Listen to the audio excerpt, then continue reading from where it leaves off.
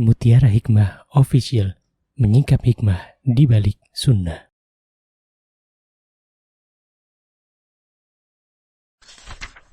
Salurkan donasi terbaik Anda untuk mendukung dakwah Mutiara Hikmah Official.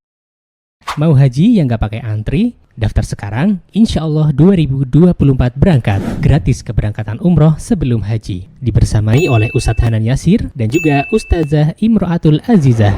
Buruan daftar sekarang juga, sebelum harga naik.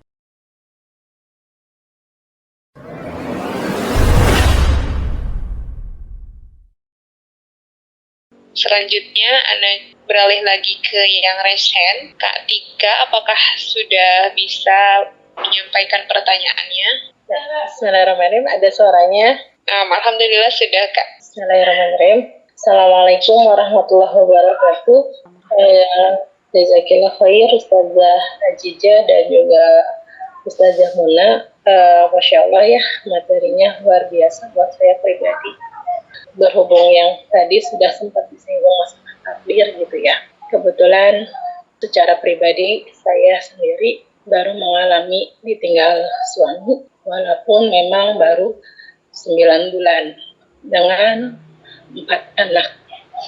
Mungkin awalnya saya memang ini bagian dari takdir kehidupan saya gitu. Yang alhamdulillah sampai hari ini saya bisa menerima gitu dengan keadaan hari ini saya dan anak-anak. Itu dalam kondisi memang ketika kita kuat gitu ya, tapi dalam keadaan kadang setiap bulan terlebih ketika memang kita lagi futur gitu ya. Jangankan untuk mengkondisikan diri gitu ya. Ketika itu pun dibenturkan dengan permasalahan anak yang anak-anak hadapi gitu. Kadang jadi ya Allah kok begini gitu ya.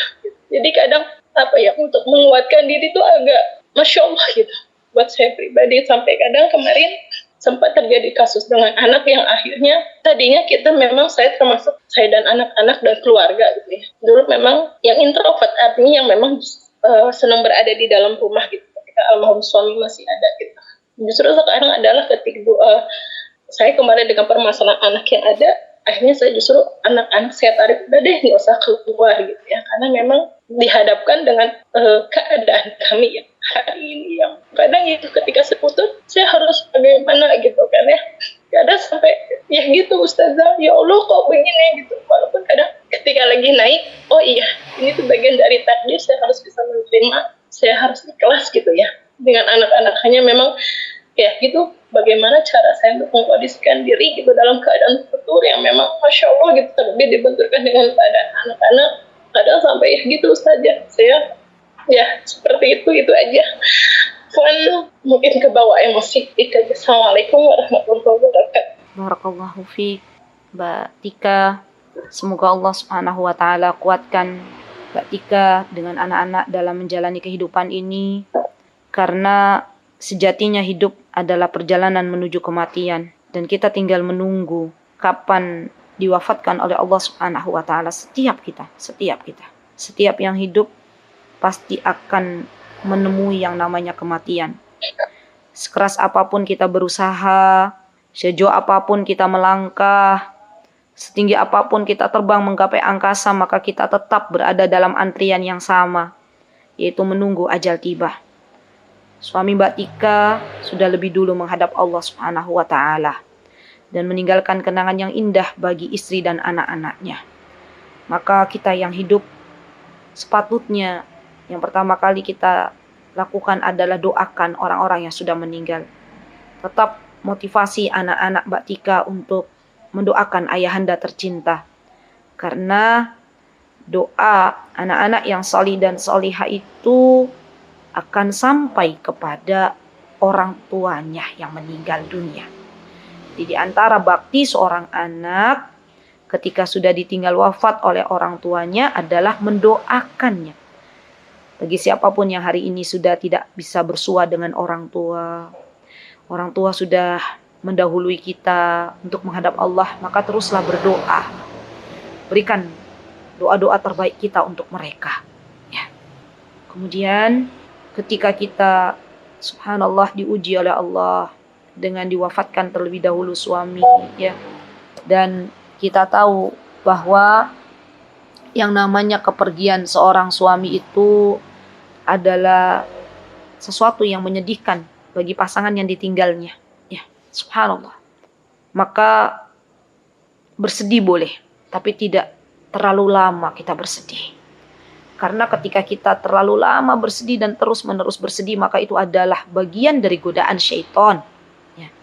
Ingat, anak-anak menunggu kita. Ingat bahwa apa yang kita lakukan untuk mendidik anak-anak kita dengan kuat itu akan menjadi bekal kita. Ya, Masya Allah. Jadi kuatkanlah dan mintalah kekuatan itu dari Allah. Mintalah kekuatan dari Allah. Allah Al-Qawi, yang maha kuat, yang akan memberi kekuatan kepada hamba-hambanya. Dan teruslah menapaki jalan yang sebentar ini. Lihatlah, bisa baca lagi tentang kisah-kisah ibunda para ulama, yang mana mereka itu diantaranya mereka ditinggal wafat oleh suaminya. Ya, seperti ibunda Imam Syafi'i rahimahullahu ta'ala, yang mana ketika Imam Syafi'i kecil, maka ayahanda Imam Syafi'i sudah mendahuluinya, sudah wafat. Namun ibunya Imam Syafi'i tetap semangat menemani Imam Syafi'i dalam proses belajar, menghantarkan Imam Syafi'i kepada guru terbaiknya yaitu Imam Malik, berdoa kepada Allah agar Allah jadikan Imam Syafi'i sebagai ulama yang banyak memberikan manfaat kepada umat, dan doa ibu Imam Syafi'i diijabah oleh Allah Subhanahu wa taala. Jadi, Mbak Tika, tugas Mbak Tika dan kita semuanya adalah tetap berbaik sangka kepada Allah, tetap meminta kekuatan kepada Allah, banyak doakan anak-anak kita, dan semoga kita bisa berjumpa dengan orang-orang yang telah mendahului kita untuk berjumpa dengan Allah kelak nanti di syurganya. Wallahu ta'ala a'lam. Mutiara Hikmah Official, menyingkap hikmah di balik sunnah.